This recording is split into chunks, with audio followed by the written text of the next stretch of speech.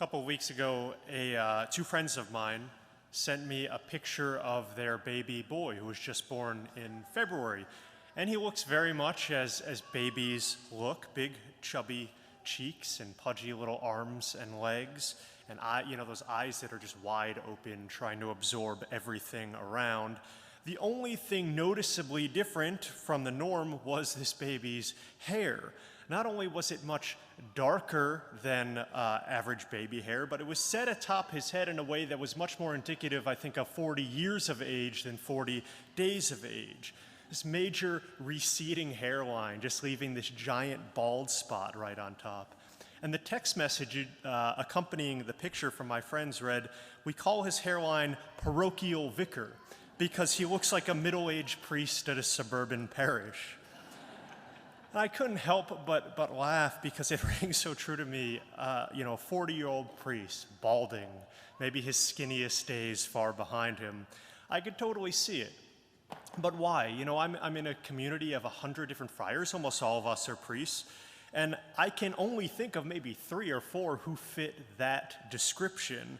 But I think when it comes down to it, we all have this idea in our minds of what a priest is, whether from our past experiences or from something we've seen on TV or something we've read in a book. Maybe your idea of a priest is this harsh Italian ascetic who has these visions of Jesus and Mary and is known as a very tough confessor. Or maybe it's Liam Neeson from Gangs of New York, this tall, fierce guy running into battle with a crucifix raised up above his head. Or maybe it's a gentle friar or monk known for his kindness and quiet joy. Or maybe it really is Father Billy, the 40-year-old middle-aged priest with a receding hairline who's known for saying a really short mass. There are no wrong answers. And today we celebrate the feast day of Corpus Christi, the feast of the body and blood of Jesus Christ, the Holy Eucharist. And aside from this being an occasion for us to meditate upon the gift of this sacrament, I think that our readings today really show us this is also an opportunity to reflect upon the priesthood, the Catholic priesthood.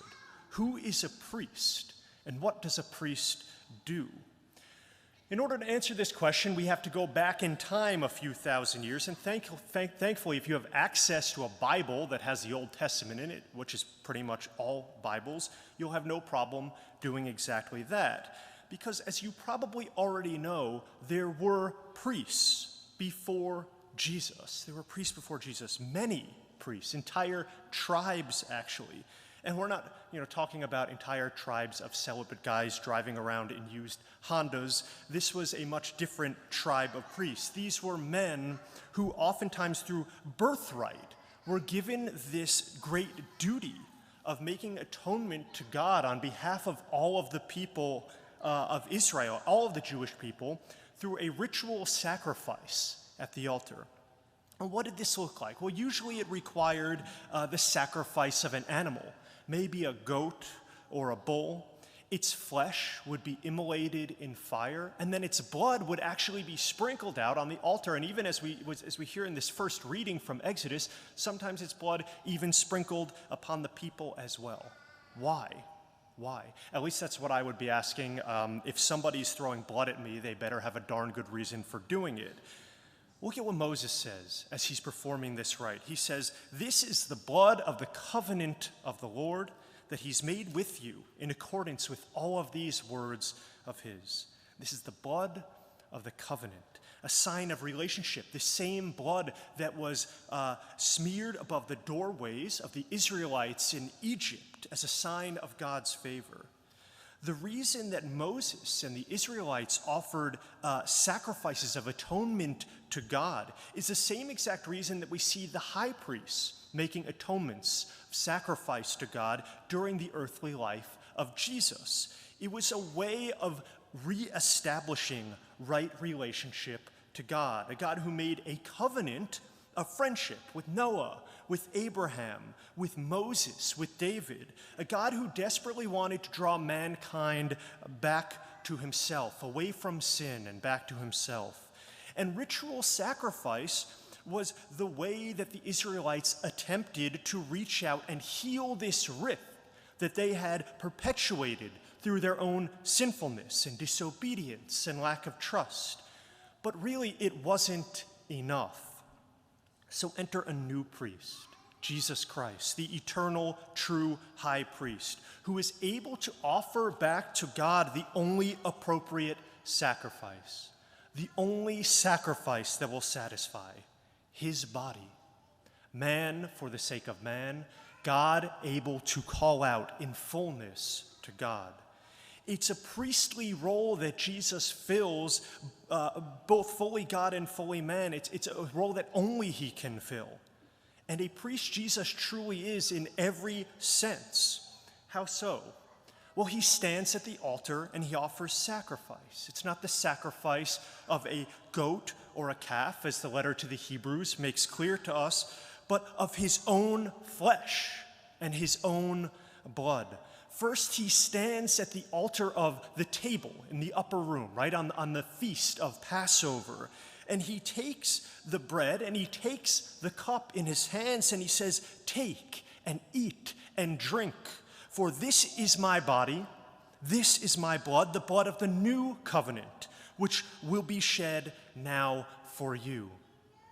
Enough of sacrificing animals, enough with blood being sprinkled out upon the altar, enough of flesh being consumed in fire, because now I am the new covenant. Not only do I make sacrifice, but I have become sacrifice. And upon the wood of the cross, Jesus truly does offer himself like a lamb upon the altar. The cross really, truly is an altar. And this is where Jesus becomes the high priest, whose sacrifice is so perfect, it's so perfect that it is once and for all, forever efficacious for every single human being. The new covenant, a complete reconciliation to God, which had been up to that point completely impossible for the Jewish people. And this is where the role of the current priest comes in, the ministerial priest, the Catholic priest, as you know him today. The priest does not exist as his own person. The priest is not his own entity, but rather one in a lineage of men who have stood before the altar and offered sacrifice. In a sense, the priest's purpose now is the same as his purpose thousands of years ago with the Israelites. But now, because of Jesus Christ, he is able to offer a perfect sacrifice. It's not the priest's sacrifice, but the sacrifice of Jesus. The one that he made 2,000 years ago is represented upon this altar. This stone table is a type of marriage bed for the consummation of a lasting covenant. And every single time you come to Mass, you are experiencing this sacrifice. You know, sometimes you'll hear people who will say, instead of saying, "I'm going to church," they'll say, "I'm going to the holy sacrament, a holy sacrifice of the Mass." This is why. It's not necessarily because it's a sacrifice to drive here, maybe with a van full of crying kids half asleep on a Sunday morning. That is a sacrifice, of course. It's because at the Mass, we are present in a real way at the crucifixion of Jesus, at his death. When Jesus hung from the cross 2,000 years ago, he saw each and every one of you here today, looking back at him. And he looked upon you with love.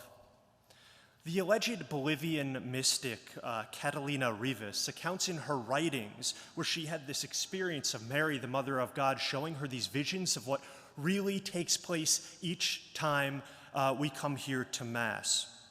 And during the consecration of the Eucharistic host, the priest, Catalina was shown, the priest is illuminated in blinding light, and beams emanate from the wounds in his hands, which have become the actual hands of Christ. And during the consecration of the chalice, the blood of Christ spills from the wound in his side and fills the chalice to the brim. What we experience here each Sunday, each time we come to Mass, is a miracle. If only we knew this reality our lives would be changed. And truly, I think that this is exactly what Jesus is asking of us, for our lives to be changed. Because guess what? There is one more level of priest here. We've gone from the Old Testament Levitical priest to Jesus, the eternal high priest, to the Catholic priest, as you see him today, the ordained ministerial priest. What else is left? You. Each and every single one of you here. When you step up to the front of the line to receive the Eucharist, you are receiving the new covenant. You're consuming it. It's becoming a part of you. And of course, that sounds odd. After, the great flood in Genesis, God sends a rainbow over the flooded world as a promise to Noah that he'll never again destroy the world. But, eat all of the Skittles you want, but you'll never be able to taste that rainbow. It's not something that you can consume. You can't consume that covenant, but the new covenant, the covenant which incorporates all other covenants that have ever been given to mankind through God, you get to consume, because that covenant is Jesus Christ himself. It is his body and blood. He becomes our sacrifice. And when we consume the Holy Eucharist each Sunday, we become what we receive. In short, this means that when we receive Jesus, we ourselves become sacrifice. And this, in effect, makes every single one of us priests. Unless you think, okay, Father Zach has totally lost it, going back to the Kumbaya days of the 70s, please understand what I mean when I say that all of you are priests. To say that all of you are priests does not mean that during the Eucharistic prayer today, everyone comes up and joins me and helps me to say that prayer. No, I've been ordained a ministerial priest. All of you have not. It's not because I'm better than you. It's because my role is different. My vocation is different. At the altar, I stand in persona Christi, in the person of Christ. And while each of you is not necessarily in the person of Christ, by virtue of your baptism, you share in the priestly ministry of Christ, what the church refers to as the common priesthood. And listen to what the Catechism says regarding this awesome responsibility of the common priesthood. The common priesthood of the faithful is exercised by an unfolding of baptismal grace, a life of faith, a life of hope, a life of charity, a life according to the Spirit. The ministerial priesthood, my job, is only to exist in the service of the common priesthood. In short, my job is to serve each and every one of you here so that you can go out into the world and exercise your priesthood, the priesthood that you share with Jesus Christ. And how is this done? By becoming what we receive, by becoming sacrifice, to make of our own body and blood a sacrifice to God for the sake of others. And how profound of a reality. In this era of my body, my choice, what does Jesus say? He says, no, my body. And not my body for myself, but my body for you. And similarly, out of your own priesthood, you say, my body, like the body of Jesus, as a gift, as a sacrifice to my family, as a sacrifice to my husband, as a sacrifice to my wife, a sacrifice to the church. Don't get distracted by all of the nonsense of this world. Viral graduation videos you see in the news, these speeches that are lauded by our cultural elites, but they're nothing but fearful exhortations towards selfishness. A full month right now of parades and events that claim to be in support of the marginalized, but rather they're so much more focused on promoting the body as nothing more than a self-gratification factory. No, don't get distracted. Our bodies, our lives are altars for making sacrifice to God. And we offer ourselves as a sacrifice of love, both to God and to neighbor. That's our priesthood. That's how we become what we receive. We become the body and blood of Christ so that we may have the strength to offer ourselves.